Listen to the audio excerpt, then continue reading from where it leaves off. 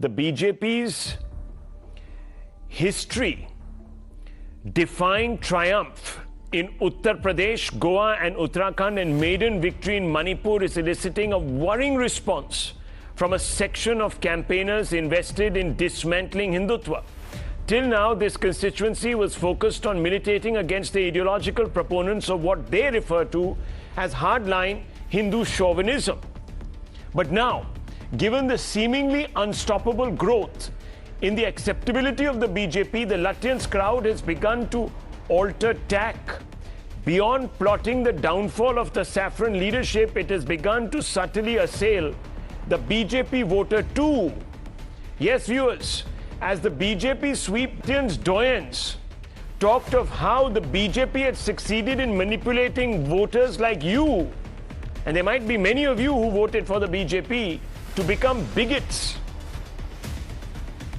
hateful figures who have let down the democratic project in the country by opting to vote for, in their words, a fascist BJP. Listen to them, viewers. Listen to how these individuals have described your choice to exercise your free will and make an informed judgment about who you should vote for. Listen to this. अब आप बताइए कि लखीमपुर खीरी में BJP पूरी जीत जाती है, इसलिए हम कह रहे हैं कि 80-20 का मामला हो गया और ये 80-20 हम अब कह रहे हैं बहुत लंबे सालों तक रहने वाला है भारत की जमहूरियत में. We came up with some innovative ideas and we highlighted the very, very, very dramatic failures of the BJP government. But if democracy has taken a particular turn in our time, we've seen in history of the world many times, you know, there are deficits of democracy. जातिवादी मानसिकता रखने वाली party ये भी नहीं चाहता है कि यहाँ के खासकर गरीब, दबे कुचले, गरीब व लाचार लोग बाबा साहब की मूवमेंट के मुताबिक चलकर सत्ता की मास्टर चाबी खुद अपने हाथों में लें और उसके लिए वे किसी भी हद तक गिरकर अपना गंदा व घिनौना आदि खेल खेलते रहते हैं. Congress cannot be the main opposition to fight BJP, and under the able leadership of Mamata Banerjee, for 2024, all the opposition leaders should come together to oust BJP from this country. Viewers, much like Hillary Clinton did in 2016, gaslighting the problem of BJP voters is an attempt to induce among them shame for exercising their franchise in the party's favor. No one accused voters of bigotry when they handed Congress a historic majority. Do you believe that all those who have voted for the BJP, I don't know, maybe even you did, at some point in time, are bigots, are homophobes, are individuals who would go into people's homes, sniff out the beef and lynch them, are individuals who would barter away their conscience just to go out there and become members of some imagined Ku Klux Klan? Is that what it's coming down to? Good evening, Rahul, and good evening to all my fellow panelists. No, to answer your question, I've always been a proud Nota voter. I don't know how it's always transpired that Indian electoral scene has never given me an opportunity to vote for someone who belongs to a political party, and I've written about it. It's public, so I always vote Nota. Coming back to your question, Rahul, I think it is becoming increasingly clear. In fact, it was clear to the voters, Indian voters, but it wasn't to the opposition and other political parties, that Narendra Modi is not divider-in-chief, but developer-in-chief. And if they had understood this for the last 13 years, they would have actually, in very large measure, given serious and very stiff competition to BJP and Narendra Modi. And I hark back to that speech, very brief speech of Narendra Modi in 2009. I think you can find it on YouTube. It was only 3 minutes. He said, I am going to construct, or I'm going to spend all my energy in constructing what I call a nano class.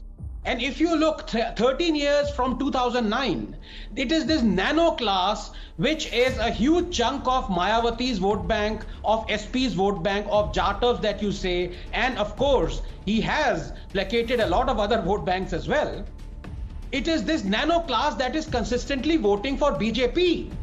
To hark back to this pejorative time and again of BJP is a Banya Brahmin party is no longer valid. It is a Banya Brahmin Bahujan party. And that is the difference. People don't realize. You charted out all those 7 or 8 central schemes, add about 7 or 8 of state schemes as well. But here I want to tell, yes, it is true. And I'm sure my good friend Varis Pathan Saab is going to say, Rahul, how many Muslim MLAs are there in BJP? How many tickets did BJP give to Muslim? Yeah, he's going to say that. To that, I say, yes, you are factually right. But also, Pathan Saab, do answer how many Muslims vote for BJP? How many opposition parties tell the Muslims never to vote for BJP? How much of the propaganda exists? And number 2, here I would like to correct and hear you please, if not biryani, you eat humble pie. That you were shouting from the rooftops that the Pradhan Mantri Awas Yojana has given only 1 house to Muslims. You were proven spectacularly wrong. In fact, 1.34 lakh Muslims in UP have been given houses under the Awas Yojana. So there is no discrimination. Yes, there may not be a Muslim MLA.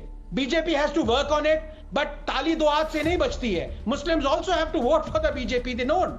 But on the other hand, there is no discrimination when it comes to people who avail of central and state schemes.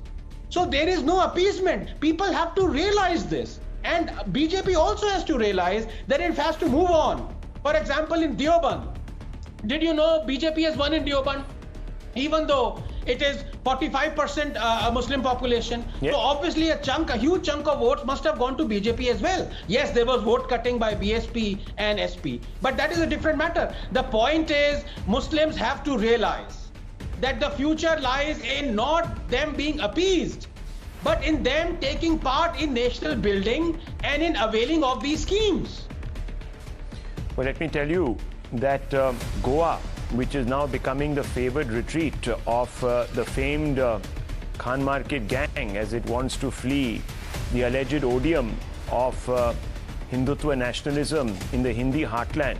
There, the BJP gave viewers, Christians, tickets. In fact, yes, Christian candidates have won on the BJP symbol. And more than the percentage of Christians in Goa. The Christian population of Goa is 25%. BJP gave 29% tickets to Christian candidates. And this is also so it is not a minority issue. And this is also true, Dr. Ranganathan, of the Northeast. There, yes, in, for example, Manipur, people did not vote the BJP because it talked about cow slaughter. But they voted because it promised development and peace and security, and it has made a government there on its own steam.